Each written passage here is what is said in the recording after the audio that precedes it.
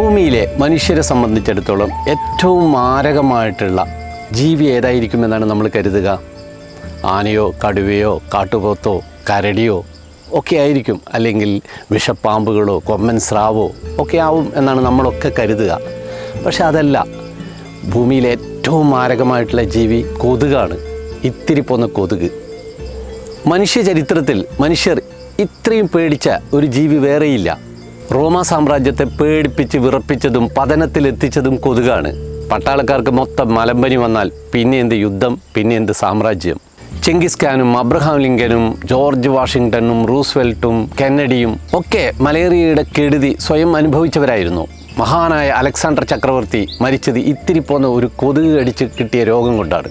ഡാൻ്റെ, Mother Teresa, Livingstone, Vasco da Gama ഇവരൊക്കെയും മരിച്ചത് കൊതുക് കടി കൊണ്ടാണ്. ഇത്തരത്തിൽ കൊതുകുകൾ കൊന്ന വമ്പന്മാരുടെ നിര നീണ്ടതാണ്. അപ്പോഴിന്ന് നമുക്ക് കൊതുകിൻ്റെ കൗതുക ഭീകര ജീവിതം സംസാരിക്കാം. അതിനു മുമ്പ് ഈ ചാനൽ സബ്സ്ക്രൈബ് ചെയ്യാത്തവരാണെങ്കിൽ ദയവായിട്ട് സബ്സ്ക്രൈബ് ചെയ്യണം. വീഡിയോ ഇഷ്ടപ്പെട്ടെങ്കിൽ ലൈക്ക് ചെയ്യണം, കമൻറ്റ് ചെയ്യണം. സമാന താല്പര്യമുള്ള സുഹൃത്തുക്കൾക്കും ഗ്രൂപ്പുകൾക്കും ഇത് ഷെയർ ചെയ്യണം. അപ്പോൾ നമുക്ക് മശക കഥയിലേക്ക് പോകാം. മനുഷ്യർ പരിണമിച്ചുണ്ടാകുന്നതിനും ദശലക്ഷക്കണക്കിന് വർഷങ്ങൾക്ക് മുമ്പ്, ഏകദേശം 187 ദശലക്ഷം വർഷം മുമ്പ് തന്നെ പരിണമിച്ച് ഉണ്ടായി ഈ ഭൂമി അടക്കി വാണവരാണ് കൊതുകുകൾ എന്നാണ് കണക്കാക്കപ്പെടുന്നത്.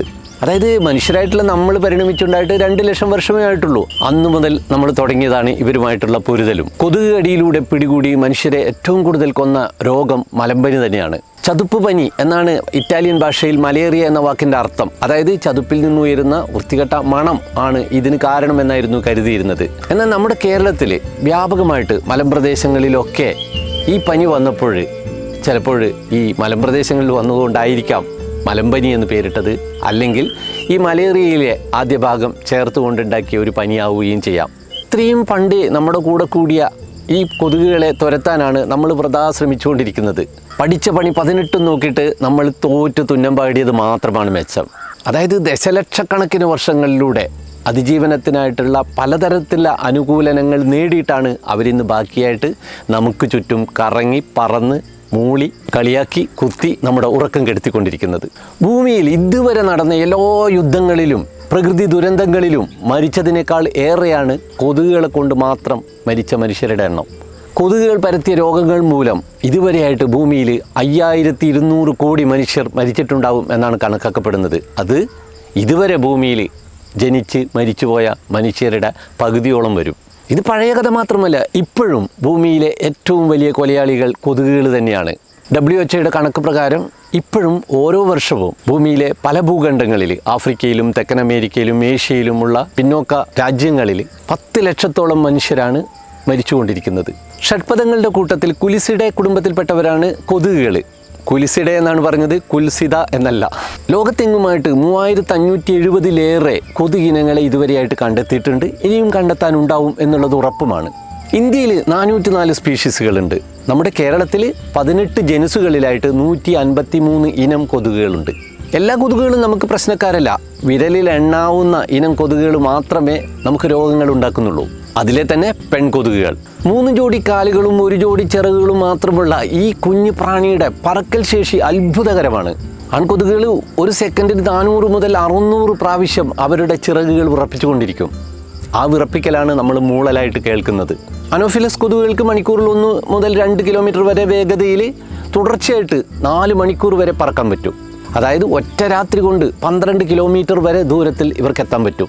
സന്ധ്യാസമയത്തും പുലർകാലത്തുമൊക്കെയാണ് കൊതുകുകൾ ഇര തേടിയും ഇണ തേടിയും ഒക്കെ സാധാരണയായിട്ട് പുറത്തിറങ്ങുക. നമ്മുടെ ഇവിടെ ഉള്ള പ്രശ്നക്കാരായിട്ടുള്ള കൊതുകുകൾ അനോഫിലസ്, ക്യൂലെക്സ്, ഈഡിസ് എന്നിവയാണ്. അനോഫിലസ് കൊതുകുകളാണ് മലമ്പനി പരത്തുന്നത് എന്ന് നമുക്കറിയാം. ക്യൂലെക്സ് കൊതുകുകൾ മന്തും ജപ്പാൻ ജ്വരവും വെസ്റ്റ് നൈൽ എന്ന് പറയുന്ന ഒരു പുതിയ അസുഖവുമാണ് പരത്തുന്നത്.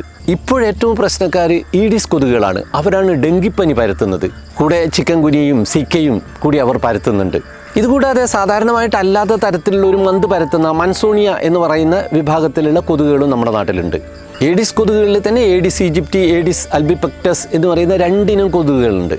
കൊതുക് കൊണ്ട് ഏറ്റവും ഭയാനകമായിരുന്ന മലമ്പനി നമ്മൾ ഏകദേശം നിയന്ത്രിച്ചു കഴിഞ്ഞു. ഈ മന്തും വളരെ കുറച്ച് മാത്രമേ ഇപ്പോഴുള്ളൂ. പക്ഷേ ഇപ്പോഴും നമുക്ക് ഏറ്റവും കൂടുതലുള്ള പ്രശ്നക്കാരൻ ഈഡിസ് കൊതുകുകളാണ്. ഈഡിസ് കൊതുകുകൾ മൂലം ഉണ്ടാകുന്ന ഡെങ്കിപ്പനി വ്യാപകമായിട്ട് കേരളത്തിൽ വർദ്ധിച്ചു കൊണ്ടിരിക്കുകയാണ്. അവ കൊണ്ട് ഓരോ വർഷവും ഉണ്ടാകുന്ന മരണത്തിൻ്റെ എണ്ണവും കൂടിക്കൊണ്ടിരിക്കുകയാണ്. നമ്മൾ കൊതുക് കടിച്ചു എന്നാണ് എപ്പോഴും പറയാറ്. സത്യത്തിൽ കൊതുക് കടിക്കുമോ? ഇല്ല. കൊതുകിന് കടിക്കാൻ പല്ലില്ല, അത് കുത്തുകയാണ് ചെയ്യുക. മനുഷ്യരും മറ്റ് സസ്തനികളും മാത്രമല്ല ഇവരുടെ ഇര. തവളകളെ പോലെയുള്ള ആംഫിബിയൻസ് അടക്കം പലതരത്തിലുള്ള നട്ടലിലുള്ള ജീവികളുടെയൊക്കെ ചോര ഇവർ കുടിക്കും. നട്ടലില്ലാത്ത ജീവികളുടെയും ശരീരത്തിലുള്ള രക്തസമാനമായിട്ടുള്ള ദ്രാവകങ്ങൾ ഇവർ കുത്തി എടുക്കുകയും ചെയ്യും. അതായത് പക്ഷിയെന്നോ പാമ്പെന്നോ പുഴുവെന്നോ എന്നുള്ള ഒരു വ്യത്യാസവും കൊതുകുകൾക്കില്ല.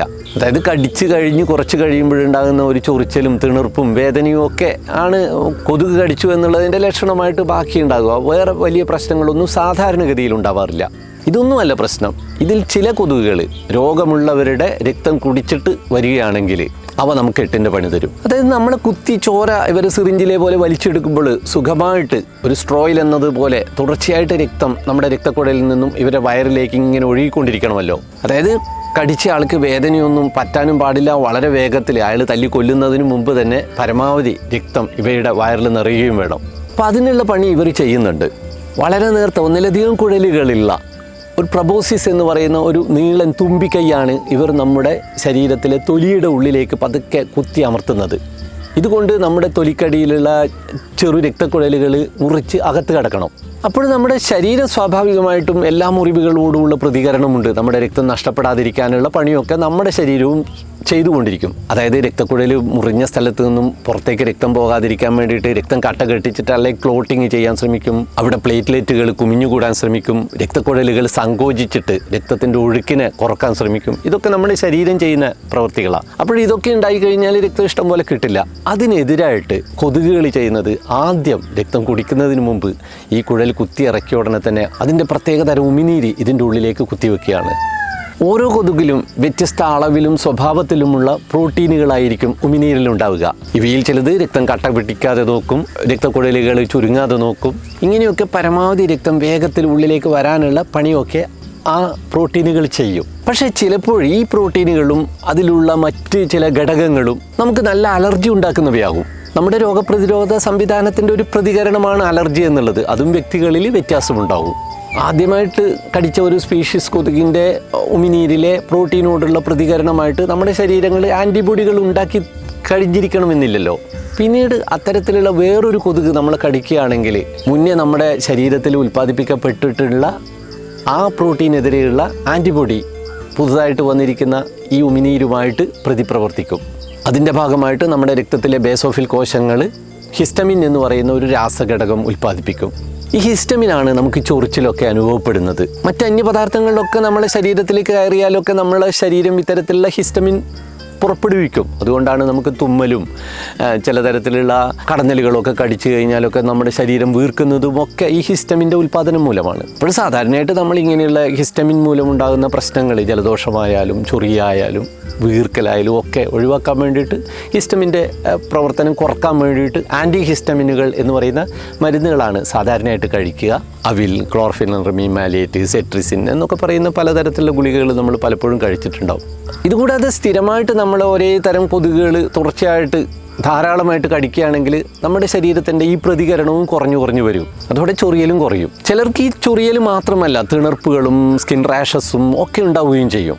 അപ്പോൾ നമ്മുടെ രക്തക്കുഴലിൽ നിന്നും തുടർച്ചയായിട്ട് ഇതിൻ്റെ വായിലേക്ക് രക്തം വരാൻ വേണ്ടിയിട്ട് ഉമിനീര് മുൻകൂട്ടി അവിടേക്ക് തുപ്പി വെക്കുന്ന ഉമിനീരാണ് പ്രശ്നം എന്ന് പറഞ്ഞല്ലോ.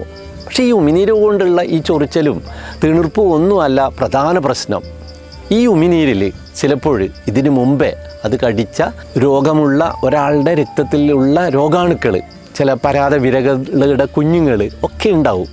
അതൊക്കെ വീണ്ടും നമ്മുടെ ശരീരത്തിലേക്കും എത്തും. അങ്ങനെ എത്തിയാലും എല്ലാവർക്കും രോഗം വരണമെന്നില്ല. വ്യക്തികൾക്ക് വ്യത്യസ്തമായിട്ട് അവരുടെ പ്രായം, രോഗപ്രതിരോധ ശേഷി, എത്ര അളവിൽ ഈ രോഗാണുക്കൾ എത്തുന്നു എന്നുള്ളതിനെയൊക്കെ ആശ്രയിച്ചിട്ടായിരിക്കും ചിലപ്പോൾ നമുക്ക് രോഗം പിടിപെടുക.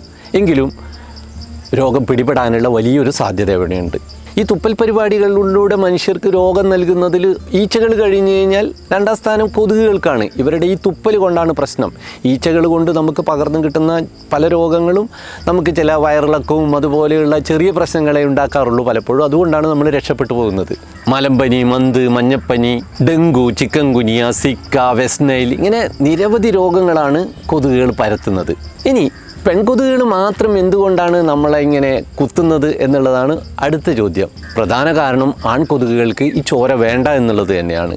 കൂടാതെ ആൺകൊതുകുകൾക്ക് നമ്മളെ ഇനി കുത്തണമെന്ന് വിചാരിച്ചാലും അവരുടെ പ്രൊബോസിസ് പെൺകൊതുകുകളുടേതുപോലെ ഇങ്ങനെ ആഴത്തിലേക്ക് തൊലി തുരന്ന് കയറാൻ പറ്റുന്ന വിധത്തിൽ പരിണമിച്ചവയുമല്ല. അവ ചെടികളുടെ നീരുകളും തേനും ഒക്കെ കുടിക്കാൻ വേണ്ടിയിട്ട് പറ്റുന്ന വിധത്തിൽ പരിണമിച്ചവയാണ്. ആൺകൊതുകുകളും പെൺകൊതുകുകളും അവയുടെ ആവശ്യത്തിന്, അവരുടെ വിശപ്പ് മാറ്റാൻ, ഊർജാവശ്യങ്ങൾക്ക് വേണ്ടിയിട്ട് ചെടിനീരും തേനും ജീർണിച്ച ജൈവാവശിഷ്ടങ്ങളും ഒക്കെയാണ് ഭക്ഷണമാക്കുന്നത്. അല്ലാതെ പെൺകൊതുകുകൾ മൊത്തമായിട്ട് നമ്മുടെ രക്തം കൊണ്ട് മാത്രമല്ല ജീവിക്കുന്നത്. പെൺകൊതുകുകളെ സംബന്ധിച്ചിടത്തോളം അവയുടെ ഉള്ളിലുള്ള മുട്ടകൾ, അണ്ഡം പൂർണ്ണ വളർച്ചയിലെത്താൻ വേണ്ടിയിട്ട് ചില പ്രോട്ടീനുകൾ ആവശ്യമുണ്ട്. അത് ലഭിക്കുക നമ്മുടെ രക്തത്തിൽ നിന്നാണ്. അതിനു വേണ്ടിയാണ് ഇവർ ഇത്ര കഷ്ടപ്പെട്ട് നമ്മളെ കുത്തുന്നത്, ചോര കുടിക്കുന്നത്. അല്ലാതെ നമ്മളോട് പ്രത്യേകിച്ചിട്ട് ഒരു ദേഷ്യവും കൊണ്ടൊന്നുമല്ല. അതുകൊണ്ട് തന്നെ മാമിയോട് ദേഷ്യമൊന്നും തോന്നല്ലേ എന്നാണ് ആ മൂളലിൻ്റെ അർത്ഥവും. അങ്ങനെ മുട്ടയിട്ട് കുഞ്ഞുങ്ങളെ ഉണ്ടാക്കി സന്തതി പരമ്പരകളിലൂടെ ഈ വംശപാരമ്പര്യം തുടരുക എന്നുള്ളത് നമ്മളെപ്പോലെ തന്നെ അവരുടെയും ഒരാവശ്യമാണ്. ഒരു പെൺകൊതുകിന് അതിൻ്റെ ഭാരത്തിൻ്റെ 2-3 ഇരട്ടി രക്തം വരെ കുടിക്കാൻ പറ്റും. ചില ഇനങ്ങൾക്ക് മനുഷ്യരക്തത്തോടായിരിക്കും ഇഷ്ടം, ചിലതിന് മൃഗങ്ങളുടെ രക്തമായിരിക്കും ഇഷ്ടം. ദ വെർട്ടിബ്രേറ്റ്സ്, നട്ടലുള്ള ജീവികളുടെ രക്തം കുടിക്കുന്നവയുണ്ട്. അല്ലാതെ ഇൻവെർട്ടിബ്രേറ്റ്സ് എന്ന് പറയുന്ന നട്ടലില്ലാത്ത മറ്റ് ജീവികളുടെ രക്തം കുടിക്കുന്ന തരം കൊതുകുകളുമുണ്ട്. കുടിക്കുന്ന സമയത്തിലും വ്യത്യാസമുണ്ട്. ഈഡിസ് കൊതുകുകളെ പോലുള്ളവ പകൽ കുടിക്കാൻ ഇഷ്ടപ്പെടുന്നവരാണ്. മറ്റ് ഭൂരിപക്ഷം കൊതുകിനങ്ങളും സന്ധ്യക്കും രാത്രിയും ഒക്കെയാണ് ചോര കുടിക്കാൻ കൂടുതലായിട്ട് ഇഷ്ടപ്പെടുന്നത്. ഈ ചോര കുടിക്കുന്നതിലും വ്യത്യാസമുണ്ട്. ചില ഇനങ്ങൾ ഒറ്റയിരിപ്പിൽ വേറെ ശല്യമൊന്നും ഇല്ലെങ്കിൽ വയറ് മുഴുവൻ നിറച്ച് വീർപ്പിച്ച് ബലൂൺ പോലെ ആക്കിയിട്ടാണ് പറന്നു പോവുക. എന്നാൽ ഈഡീസിനെ പോലുള്ള കൊതുകുകൾ അത്ര ഉദാഹരണമല്ല. പല തവണയായിട്ടാണ് കുത്തുക. അത്രയും തവണ നമുക്ക് വേദനിക്കും. അത്രയും കുത്തുകളിൽ നമുക്ക് അലർജി ഉണ്ടാക്കുകയും ചെയ്യും, ചൊറിച്ചലും ഉണ്ടാക്കുകയും ചെയ്യും. ചോര കുടിച്ച് വയറ് നിറച്ചാൽ പിന്നെ ഇത് ദഹിക്കുന്നത് വരെ വിശ്രമമാണ്. പിന്നെ ആരെയും കുത്താനൊന്നും പോവില്ല. ഈ ദഹിച്ച ചോരയിൽ നിന്നുള്ള ഘടകങ്ങൾ ഉപയോഗിച്ചിട്ടാണ് അതിൻ്റെ ഉള്ളിലെ അണ്ഡം വളർച്ച പൂർത്തിയാക്കുന്നത്. എന്നിട്ടാണ് മുട്ടയിടൽ. അതായത് നമ്മുടെ ഇവിടെയൊക്കെയുള്ള കൊതുകുകളെ സംബന്ധിച്ചിടത്തോളം ഒരു ദിവസം ചോര കുടി, പിറ്റേ ദിവസം മുട്ടയിടൽ. നമ്മുടെ അതുപോലെയുള്ള ഉഷ്ണമേഖലാ പ്രദേശങ്ങളിൽ ഇങ്ങനെ ഒന്നിടവിട്ടിട്ടായിരിക്കും ചോര കുടിയും മുട്ടയിടലും ഇവർ നടത്തുക. അതേസമയം തണുപ്പ് രാജ്യങ്ങളിലുള്ള കൊതുകുകൾ ഈ മുട്ടയിടുന്നതിൻ്റെയും ചോര കുടിക്കുന്നതിൻ്റെയും ഇടവേളകളിൽ വ്യത്യാസം ഉണ്ടാവുകയും ചെയ്യും. നമ്മൾ കൂരാക്കൂരി ഇരുട്ടിൽ മൂടി പുതച്ച് കിടക്കുമ്പോഴും അതിൻ്റെ എവിടെയെങ്കിലും ഉള്ള ഒരു ചെറിയ വിടവ് കണ്ടുപിടിച്ചിട്ട് ഇവരെങ്ങനെയാണ് രാത്രി കുത്തുന്നത് എന്ന് നമ്മൾ പലപ്പോഴും അമ്പരക്കാറുണ്ട്. അതുപോലെ ചിലപ്പോഴും നമ്മൾ ചില സ്ഥലത്തൊക്കെ ആദ്യമായിട്ട് എത്തിയിട്ട് അന്ന് മുഴുവൻ കൊതുക് കടി കൊണ്ട് കാളരാത്രിയായിട്ട് ഉറങ്ങാൻ പറ്റാതെ പുലർത്തി രാവിലെ എഴുന്നേറ്റ് സഹമുറിയനോട് ചോദിക്കുമ്പോൾ, ഇങ്ങനെ കൊതുക് കടിയെ പറ്റി പറയുമ്പോൾ അയാൾ പറയും, എന്നെ ഒറ്റ കൊതുകും കടിച്ചില്ലല്ലോ എന്ന്. അപ്പോൾ നമ്മൾ ചിന്തിക്കും, എന്താ എന്നെ മാത്രം ഇങ്ങനെ കടിച്ചത്, ഓടിച്ചിട്ട് കടിച്ചത് എന്ന്. അതായത് ചിലരെ കൊതുകുകൾ വളഞ്ഞിട്ട് കുത്തുന്നതായിട്ട് നമുക്ക് തോന്നാറുണ്ട്. അപ്പോൾ ഈ രണ്ട് കാര്യങ്ങൾ വളരെ പ്രധാനപ്പെട്ടതാണ്. അതായത് രാത്രി കൊതുക് വലക്ക് ഇടയിലൊക്കെ നമ്മളിങ്ങനെ കിടക്കുമ്പോൾ അവിടെ എവിടെയെങ്കിലുമുള്ള നമുക്ക് പോലും കണ്ടുപിടിക്കാൻ പറ്റാത്ത ചെറിയ ദ്വാരം കണ്ടുപിടിച്ച് അതിനുള്ളിലേക്കൂടി തന്നെ കൃത്യമായിട്ട് അകത്ത് വന്ന് നമ്മളെ കുത്തുന്നത് എങ്ങനെയാണ് ഇവർ എന്നുള്ള കാര്യം. കൂടെ എന്തുകൊണ്ടാണ് ചിലരെ മാത്രം കൂടുതലായിട്ട് കൊതുകുകൾ കുത്തുന്നത് എന്നുള്ളത്. അപ്പോൾ തനിക്ക് വേണ്ട ചോരയുള്ള ആളെ കൊതുകുകൾ കണ്ടെത്തുന്നത് പലതരത്തിലുള്ള സൂചനകളെ, ക്യൂകളെ വിലയിരുത്തിയിട്ടാണ്. നിറം, ഗന്ധം, ചൂട്, നിശ്വാസത്തിലൂടെ പുറത്തേക്ക് വിടുന്ന കാർബൺ ഡൈ ഓക്സൈഡിൻ്റെ അളവ്, ഇങ്ങനെയുള്ള പല ഘടകങ്ങളുണ്ട്. ഇനി ഇതുകൂടാതെ നമ്മൾ ഇതുവരെ തിരിച്ചറിയാതെ മറ്റു ഘടകങ്ങളും ഉണ്ടാവും എന്നാണ് കണക്കാക്കപ്പെടുന്നത്. നമ്മൾ പുറത്തേക്ക് ഉച്ഛ്വാസവായുവിലൂടെ വിടുന്ന ആ കാർബൺ ഡൈ ഓക്സൈഡിൻ്റെ സാന്നിധ്യം കണ്ടെത്താനുള്ള അത്യുഗ്രം റിസപ്റ്ററുകൾ കൊതുകുകളുടെ ആൻറ്റിനകളിലുണ്ട്. അതുകൂടാതെ മനുഷ്യരുടെ ഗന്ധത്തിന് കാരണമായിട്ടുള്ള ഒക്ടനോൾ പോലുള്ള രാസയൗഗ്യങ്ങളുടെ സാന്നിധ്യം തിരിച്ചറിയാനുള്ള കഴിവും ഇവർക്കുണ്ട്. അതുകൂടാതെ നമ്മുടെ ശരീരം പുറപ്പെടുവിക്കുന്ന ചൂട് തിരിച്ചറിയാനുള്ള കഴിവും ഇവർക്കുണ്ട്. അപ്പോൾ ഇതെല്ലാം വിലയിരുത്തിയിട്ടാണ് ഇവരുടെ രാത്രി കാഴ്ചകൾ സാധ്യമാകുന്നത്. ഈ ചോര കുടിച്ചുകളുടെ ആൻറ്റിനയിലുള്ള 72ഓളം ഗന്ധഗ്രാഹികളിൽ 27 എണ്ണവും മനുഷ്യരുടെ വിയർപ്പിലെ രാസഘടകങ്ങളെ തിരിച്ചറിയാൻ പറ്റുന്നവയാണ്. കൊതുകുകൾക്ക് എല്ലാ മനുഷ്യരുടെയും രക്തം ഒരുപോലെ ഇഷ്ടമല്ല. ഏകദേശം 20% ആളുകൾക്ക് കൂടുതലായിട്ട് കൊതുക് കുത്തൽ കിട്ടുന്നുണ്ട് എന്നാണ് ഒരു കണക്ക്. O ഗ്രൂപ്പ് രക്തക്കാരെ ഇവർക്ക് കൂടുതൽ ആണ് ഇഷ്ടമെന്നും എ ഗ്രൂപ്പുകാരെയാണ് ഏറ്റവും ഇഷ്ടക്കുറവ് എന്നുമുള്ള ഒരു ചില പഠനങ്ങളുണ്ട്.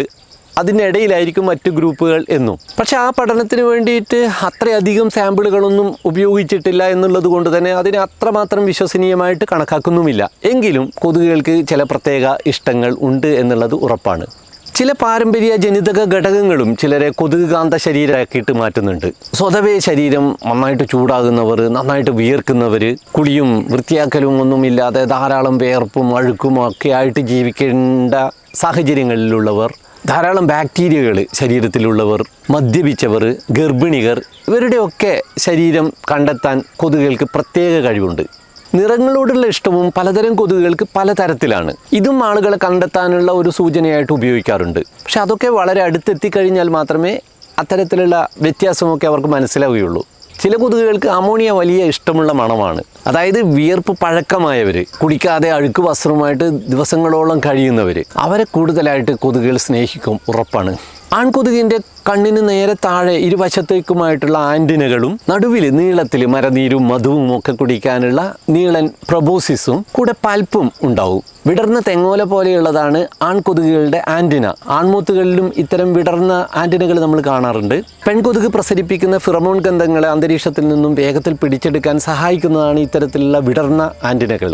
അന്തരീക്ഷത്തിലെ ചില വാതക സാന്നിധ്യം, അതിൻ്റെ അളവും ഒക്കെ തിരിച്ചറിയാൻ വേണ്ടിയിട്ടും ഇതിൻ്റെ പൽപ്പുകൾ സഹായിക്കും. കൊതുകുകളുടെ ഇണചേരലും കൗതുകകരമാണ്.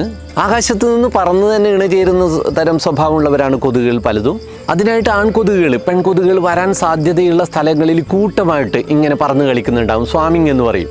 ചിലപ്പോൾ നമ്മുടെ തലയുടെ ചുറ്റും ഇങ്ങനെ പ്രഭാവലയം പോലെ കൊതുകുകൾ കുറേ ഇങ്ങനെ പറന്ന് കളിക്കുന്നത് നമ്മൾ സന്ധികളിൽ കാണാറുണ്ട്. അവയൊന്നും നമ്മളെ കടിക്കാൻ വന്ന കൊതുകുകളല്ല, അവരൊക്കെയും ആൺകൊതുകുകളാണ്. പെണ്ണിനെ അന്വേഷിച്ച് വന്നവരാണ്. അതായത് നമ്മുടെ ചോര കുടിക്കാൻ ഒരു പെണ്ണ് വരും എന്നവർക്കറിയാം.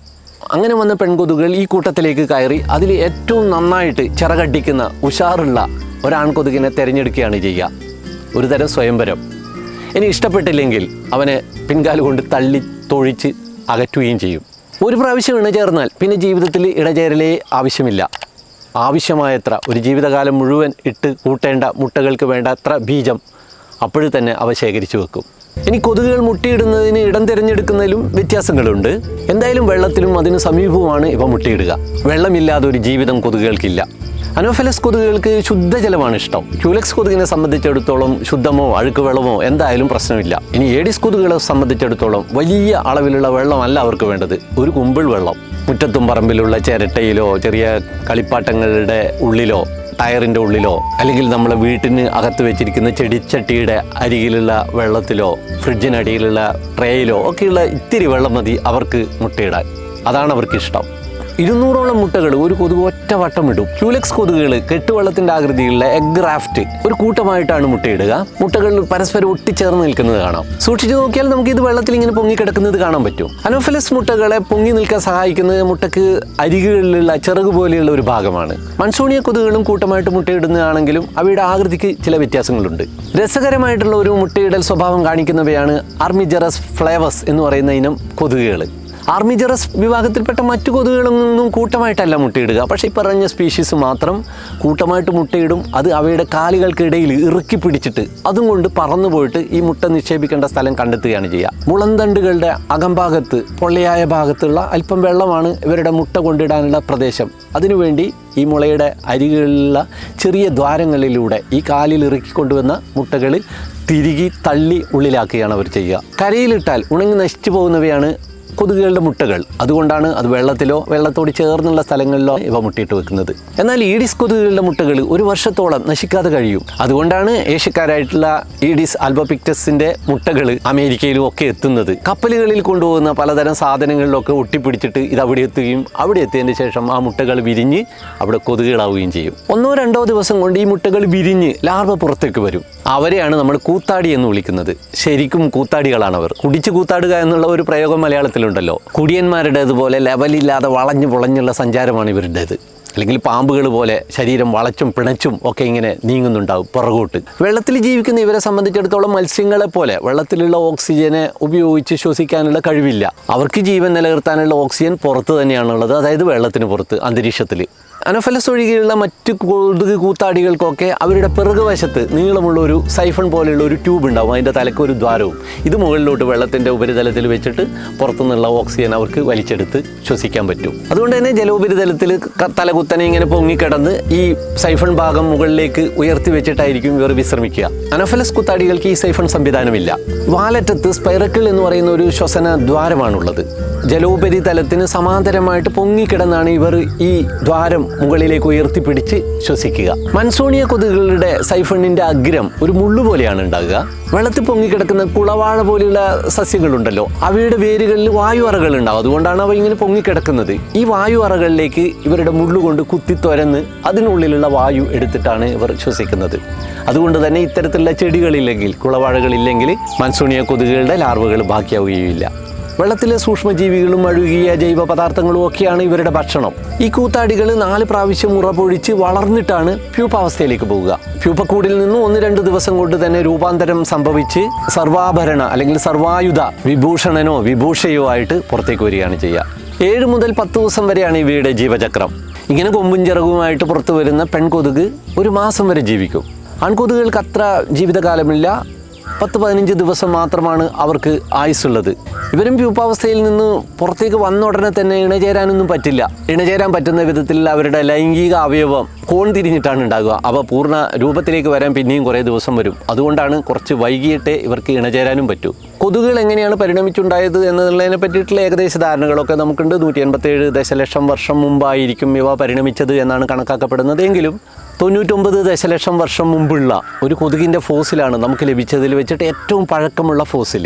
2004 ബർമയിൽ വെച്ചിട്ട്, അല്ലെങ്കിൽ ഇപ്പോഴത്തെ മ്യാൻമറിലെ വടക്കൻ പ്രദേശത്ത് വെച്ചിട്ട് ഈ കൊതുക് ഫോസിൽ ലഭിക്കുന്നത് ആംബർ രൂപത്തിലായിട്ടുള്ള ഒരു ഫോസിലായിരുന്നു. അത് മരങ്ങളുടെ കറകളിൽ, റെസിനുകളിൽ കുടുങ്ങിപ്പോയ ചില ഇത്തരത്തിലുള്ള പ്രാണികൾ മണ്ണിനടിയിലായിട്ട് വൻ സമ്മർദ്ദങ്ങളിലൂടെ ലക്ഷക്കണക്കിന് വർഷങ്ങൾ കഴിയുമ്പോൾ അത് ഫോസിലാക്കപ്പെടുന്നതിനാണ് നമ്മൾ ആംബറുകൾ എന്ന് പറയുന്നത്. നമ്മുടെ മുത്ത്, പവിഴം പോലെയുള്ള ഒരു ജൈവരത്നമായിട്ടാണ് ആംബറുകളെ കണക്കാക്കുന്നത്. സ്റ്റീവൻ സ്പിൽബർഗിന്റെ ജുറാസിക് പാർക്ക് നമ്മൾക്ക് കണ്ടത് ഓർമ്മയുണ്ടല്ലോ. അതിൽ അവർക്ക് കിട്ടുന്നത് ഇത്തരത്തിലുള്ള ഒരു ആംബറാണ്. അതിനുള്ളിൽ സംരക്ഷിക്കപ്പെട്ട രീതിയിലുണ്ടായിരുന്നു കൊതുകാണ്. ആ കൊതുകിൽ നിന്നും രക്തം വേർതിരിച്ചെടുക്കുകയും ആ രക്തത്തിൽ ആ കാലത്ത് ജീവിച്ചിരുന്ന ദിനോസറുകളുടെ DNA ഉണ്ടായിരുന്നെന്നും ആ DNA നിന്നും ജുറാസിക് പാർക്കിലുള്ള ആ ജീവികളൊക്കെ ഉണ്ടാക്കിയെന്നുമാണല്ലോ കഥ. ആ സിനിമയിൽ സ്പിൽബർഗ് കാണിക്കുന്നതിന് ആംബറിനുള്ളിലെ കൊതുകിനൊരു ചെറിയ പ്രശ്നമുണ്ടായിരുന്നു. അതൊരു ആൺകൊതുകായിരുന്നു. അതിൻ്റെ ആൻറ്റിനകൾ നമുക്ക് ആ സിനിമയിൽ വ്യക്തമായിട്ട് കാണാൻ പറ്റും. കൂടാതെ അതിൽ കാണിച്ചിരിക്കുന്ന കൊതുക് ഇത്തരത്തിലുള്ള രക്തം കുടിക്കുന്ന കൊതുക് വർഗ്ഗമേ അല്ലായിരുന്നു. അപ്പോൾ ശരിക്കും നമുക്ക് ഏറ്റവും പഴക്കമുള്ളതായിട്ട് കിട്ടിയിരിക്കുന്ന ആംബറിൽ കുടുങ്ങിയിരിക്കുന്ന കൊതുക് ബർമയിൽ നിന്നാണെന്ന് പറഞ്ഞല്ലോ. അതിന് ബർമാക്യൂലെക്സ് ആൻറ്റിക്കസ് എന്നാണ് ശാസ്ത്രനാമം കൊടുത്തിരിക്കുന്നത്. നമ്മുടെ കേരളത്തിലെ പ്രത്യേക കാലാവസ്ഥയും ചൂടും ഈർപ്പവും ഒക്കെ ഉള്ളത് കൊണ്ട് തന്നെ ഇത്തരത്തിലുള്ള ആംബറുകൾ ഫോസിലായിട്ട് ലഭിക്കാനുള്ള വളരെ സാധ്യത കുറവാണെങ്കിലും നമുക്ക് മരക്കറകളുടെ ഉള്ളിൽ കുടുങ്ങിയ തരത്തിലുള്ള കൊതുകുകളെ ലഭിച്ചിട്ടുണ്ട്. അതായത് മരക്കറ കട്ടകൾക്കുള്ളിൽ നിന്ന്. 2000 ലക്നൌവിൽ നിന്നുള്ള ഒരു സംഘം ഗവേഷകർക്കാണ് നമ്മുടെ കണ്ണൂർ ജില്ലയിലെ മാടായിപ്പാറയിലെ ക്ലേ മൈനിങ് ചെയ്യുന്ന സ്ഥലത്ത് വെച്ചിട്ട് അവിടെ ഒരു കളിമൺ ഖനന പ്രദേശമുണ്ട്. അവിടെ നിന്ന് കളിമണ്ണിൻ്റെ ഉപേക്ഷിച്ച ഭാഗത്തു നിന്നാണ് അവർക്ക് ഈ മരക്കറക്കട്ട കിട്ടിയത്. അങ്ങനെ മാടായിപ്പാറയിൽ നിന്നും കിട്ടിയ ആ മരക്കറക്കട്ടയുടെ പഴക്കം കണക്കാക്കിയിരിക്കുന്നത് ടെറിഷ്യറി പീരീഡ് എന്നാണ്. അതായത് 66 ദശലക്ഷം വർഷം മുതൽ 2.6 ദശലക്ഷം വർഷം മുമ്പ് വരെയുള്ള ഒരു കാലത്തിനിടയിൽ എപ്പോഴും ആണെന്ന്. കൃത്യമായിട്ടുള്ള കാലഗണന എന്തായാലും ഇപ്പോഴും ചെയ്തിട്ടില്ല. അത് ഏത് ഇനം കൊതുകാണെന്നും മനസ്സിലായിട്ടില്ല. എന്തായാലും 1,00,000 വർഷം മുമ്പ് നമ്മുടെ കണ്ണൂരെ മാടായിപ്പാറയുടെ മുകളിലൂടെ പാറി നടന്ന ഒരു കൊതുകിനെ നമുക്കിപ്പോൾ കിട്ടിയിട്ടുണ്ട്. നമ്മൾ കൊതുകുകളെ ദുഷ്ടന്മാരും ഭയങ്കര ഉപദ്രവകാരികളുമായിട്ടൊക്കെ കണക്കാക്കുമ്പോഴും സത്യത്തിൽ നമ്മുടെ പ്രകൃതിയിലെ ഒരു എക്കോസിസ്റ്റത്തിൻ്റെ ഒരു പ്രധാന ഭാഗം തന്നെയാണ് കൊതുകുകൾ. തുമ്പികൾ, വവ്വാലുകൾ, ഉഭയജീവികൾ, പക്ഷികൾ, കടന്നലുകൾ എന്നിവയുടെ ഒക്കെ ഭക്ഷ്യശൃംഖലയുടെ ഒരു പ്രധാന ഭാഗമാണ് കൊതുകുകൾ. കൂടാതെ അമ്പരപ്പിക്കുന്ന വേറൊരു കാര്യം, കൊതുകുകൾ നല്ല പരാഗണ സഹായികളാണ്. സസ്യങ്ങളെ സംബന്ധിച്ചിടത്തോളം നമ്മൾ എപ്പോഴും പറയുക തേനീച്ചകളും പൂമ്പാറ്റകളും ഒക്കെയാണ് പരാഗണം ചെയ്യുന്നത് എന്നാണല്ലോ. അങ്ങനെ മാത്രമല്ല, കൊതുകുകളും ധാരാളമായിട്ട് പരാഗണം സസ്യങ്ങൾക്ക് ചെയ്യുന്ന ഒരു ജീവിയാണ്. അതായത് കൊതുകുകളെ കൊണ്ട് നമ്മുടെ പരിസ്ഥിതിക്ക് വലിയ ധർമ്മങ്ങൾ നിറവേറ്റാനുണ്ട് എന്നർത്ഥം. എന്തൊക്കെ പറഞ്ഞാലും കൊതുകുകൾ ഉണ്ടാക്കുന്ന രോഗം നമ്മളെ സംബന്ധിച്ചിടത്തോളം വലിയൊരു ഭീഷണിയാണ്. അപ്പോൾ കൊതുകുകൾ എങ്ങനെയാണ് നമ്മളെ കണ്ടെത്തുന്നത്, നമ്മുടെ സാന്നിധ്യം മനസ്സിലാക്കുന്നത് എന്നുള്ളത് കുഴപ്പിക്കലാണ് നമുക്ക് ചെയ്യാവുന്ന ഏക പണി. അല്ലാതെ കൊതുകുകളെ മൊത്തം കൊന്നു തീർക്കുക എന്നുള്ളത് അസാധ്യമായിട്ടുള്ള കാര്യമാണ്. അപ്പോൾ കൊതുകുകൾ നമ്മളെ കണ്ടെത്താനുള്ള അവരുടെ കഴിവുകളെ കുഴപ്പിച്ച് ആശയക്കുഴപ്പമുണ്ടാക്കിയിട്ട് പറ്റിച്ച് രക്ഷപ്പെടാനുള്ള ശ്രമങ്ങളാണ് നമ്മുടെ എല്ലാ കൊതുക് നിവാരണികളും. അത് കൊതുക് തിരിയായാലും റിപ്പല്ലൻറ്റുകളായാലും ഒക്കെ. ചിലപ്പോൾ തോന്നും നമുക്ക് ഈ കൊതുകുകളൊക്കെ ചത്തു മുടിഞ്ഞു പോയാൽ എന്തൊരു ഭാഗ്യമായിരിക്കുമെന്ന്. ഇത്രയും ശാസ്ത്ര പുരോഗതിയും സാങ്കേതിക ജ്ഞാനവും ഒക്കെ നേടിയിട്ടും ഈ കൊതുകിൻ്റെ മുമ്പിൽ നമ്മൾ മുട്ട് വിറക്കുന്നല്ലോ, അല്ലെങ്കിൽ മുട്ട് കുത്തി നിൽക്കേണ്ടി വരുന്നല്ലോ എന്ന് പലപ്പോഴും തോന്നാറുമുണ്ട്. അപ്പോൾ നമുക്കിങ്ങനെ അധികകാലമൊന്നും ഭയപ്പെടേണ്ടി വരുമെന്ന് എനിക്ക് തോന്നുന്നില്ല. പുതിയ മരുന്നുകൾ നമ്മൾ കണ്ടെത്തുന്നു, രോഗങ്ങളെ കൃത്യമായിട്ട് നമുക്ക് നിയന്ത്രിക്കാൻ പറ്റുന്ന വിധത്തിലുള്ള മരണകാരണമാകാത്ത വിധത്തിൽ അവയെ ചികിത്സിക്കാൻ പറ്റുന്ന പുതിയ മരുന്നുകൾ നമ്മൾ കണ്ടെത്തുന്നു, രോഗം വരാതിരിക്കാനുള്ള വാക്സിനുകൾ കണ്ടെത്തുന്നു. അങ്ങനെയൊക്കെ ആയിക്കഴിഞ്ഞാൽ കൊതുകുകളിൽ നിന്നുള്ള ഈ പേടി വളരെയധികം കുറയും എന്ന് തന്നെയാണ് ഞാൻ കരുതുന്നത്. എന്തായാലും കൊതുകുകളെ നിയന്ത്രിക്കുകയല്ലാതെ കൊതുക് നിർമ്മാർജ്ജനം എന്ന് പറയുന്നത് അസാധ്യമായിട്ടുള്ള കാര്യമാണ്. അങ്ങനെ ചിന്തിക്കുന്നതും ശരിയല്ല. അപ്പോൾ കൊതുകുകളെ നിയന്ത്രിക്കാൻ വേണ്ടിയിട്ട് നമുക്ക് ചെയ്യാവുന്നത് ഒന്ന് അഡൽട്ടുകളെ കൊല്ലുക, അല്ലെങ്കിൽ അവയുടെ ലാർവകൾ മുട്ട വിരിഞ്ഞ് വളരുന്നതിൻ്റെ സാധ്യതകൾ ഇല്ലാതാക്കുക. കീടനാശിനികളാണ് ഏറ്റവും പ്രധാനമായിട്ട് ഇതിന് ഉപയോഗിക്കുന്നത്. പണ്ട് DDT ആയിരുന്നു ഉപയോഗിച്ചിരുന്നത്. മലമ്പനി നിയന്ത്രിക്കാനായത് DDTയുടെ കണ്ടുപിടുത്തത്തോടു കൂടിയാണെന്ന് നമുക്കറിയാം. ഇതേപോലെ കൂത്താടികളെയും കീടനാശിനികൾ സ്പ്രേ ചെയ്തുകൊണ്ട് നമുക്ക് കൊല്ലാൻ പറ്റും. അതേപോലെ ജൈവ നിയന്ത്രണം വഴിയും നമുക്ക് കൊതുകുകളെ നിയന്ത്രിക്കാൻ പറ്റും. ഗംബൂസിയ, ഗപ്പി തുടങ്ങിയ മീനുകളെ വെള്ളം കെട്ടി നിൽക്കുന്ന പ്രദേശങ്ങളിലും കുളങ്ങളിലും ഒക്കെ വളർത്തിയിട്ട് കൊതുകുകളുടെ വളർച്ചയെ നമുക്ക് നിയന്ത്രിക്കാം. ചിലപ്പോൾ ബാക്ടീരിയകൾ ഉപയോഗിച്ചിട്ടും കൊതുകുകളെ നിയന്ത്രിക്കുന്നുണ്ട്. ബാസിലസ് തുറിഞ്ചിയൻസിസ് എന്ന് പറയുന്ന ബാക്ടീരിയയെ വെള്ളത്തിൽ കലർത്തി സ്പ്രേ ചെയ്തിട്ട് നമുക്ക് കൊതുകുകളുടെ എണ്ണം പെരുകുന്നത് കുറക്കാൻ പറ്റും. ഇനി ഇതിനൊക്കെ അപ്പുറമായിട്ട് കൊതുകുകൾ വളരുന്ന ആ ഉറവിടം ഇല്ലാതാക്കുക എന്നുള്ളതാണ് ഏറ്റവും പ്രധാനം. നമ്മുടെ വീടുകളോട് ചേർന്നിട്ടുള്ള സ്ഥലങ്ങളിൽ കൊതുകുകളുടെ മുട്ടകൾ വിരിയാനും വളരാനും ഉള്ള സാധ്യതയുള്ള ഇടങ്ങൾ ഇല്ലാതാക്കുകയാണ് ഏറ്റവും പ്രധാനമായിട്ടുള്ള കാര്യം. നമ്മുടെ വീടിനടുത്തൊക്കെ ഇങ്ങനെ ചെറിയ പാത്രങ്ങളിലൊക്കെ വെള്ളം കെട്ടി നിൽക്കാനുള്ള സാഹചര്യങ്ങൾ ഇല്ലാതാക്കുക ഈഡിസ് കൊതുകിനെ ഒഴിവാക്കാനുള്ള ഏറ്റവും എളുപ്പമായിട്ടുള്ള മാർഗം അത് തന്നെയാണ്. ഇപ്പോൾ ഡ്രൈ ഡേ എന്ന് പറഞ്ഞിട്ട് ഒരു ദിവസം നമ്മൾ ഇത്തരത്തിലുള്ള പാത്രങ്ങളും ചെറിയ പിഞ്ഞാണങ്ങളും ചിരട്ടകളും അതുപോലെയുള്ളതിലൊക്കെ വെള്ളം കെട്ടിക്കിടക്കുന്നതൊക്കെ കമിഴ്ത്തി വെക്കുന്ന ഒരു ശീലം എല്ലാവരും പിന്തുടരുകയാണെങ്കിൽ നമുക്ക് ഈഡിസ് കൊതുകിൻ്റെ സാന്നിധ്യം കുറക്കാൻ വലിയ തോതിൽ പറ്റും. കൊതുകടി ഒഴിവാക്കാനായിട്ട് ജനലുകൾക്കും വാതിലുകൾക്കും ഒക്കെ ഫ്രെയിമുകളും വലകളും ഒക്കെ പിടിപ്പിക്കുക. പുറത്തിറങ്ങുമ്പോൾ ശരീരം മൂടുന്ന വസ്ത്രങ്ങൾ ധരിക്കുക. ഉറങ്ങുമ്പോഴൊക്കെ കൊതുക് വലകൾ ഉപയോഗിക്കുന്ന ശീലം തുടരുക. ഇതൊക്കെയാണ് പ്രധാനമായിട്ട് നമുക്ക് ചെയ്യാൻ പറ്റുന്ന കാര്യങ്ങൾ. ഇതുകൂടാതെ കൊതുക് തിരികൾ, വാപ്പറൈസറുകൾ തുടങ്ങിയിട്ടുള്ള പലതരത്തിലുള്ള കൊതുക് നിവാരണ മാർഗങ്ങൾ മാർക്കറ്റിൽ ലഭിക്കുന്നുണ്ട്. വലിയൊരു ഇൻഡസ്ട്രി തന്നെയാണത്.